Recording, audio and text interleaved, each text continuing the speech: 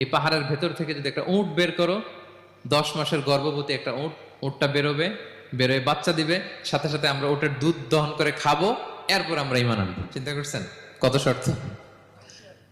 পাহাড়ের ভেতর থেকে কি বের করে দেখাইতে হবে? উট। উনি আল্লাহর কাছে দোয়া করলেন, আল্লাহ বললেন কবুল। তবে কথা না শুনলে কিন্তু খবর আছে। বলছে ঈমান আনবে, ঈমান না আনলে কিন্তু খবর আছে। উনি দোয়া করলেন, আল্লাহ কবুল করলেন। পাহাড় বিদীর্ণ হয়ে একটা বিশাল আকৃতির উট বেরোয় আসলো। 10 মাসের গর্ভবতী উট মুহূর্তে এটা ডেলিভারি করলো, একটা উটের বাচ্চা, এবং দুধ দিতে আরম্ভ করলো, ওলান ভর্তি দুধ। সবাই পেট ভরে দুধ খেলো। খাওয়ার পরে কয় তুমি জাদুকর। খাওয়ার পরে সাল্লাল্লাহু আলাইহি সাল্লাম কি বলে?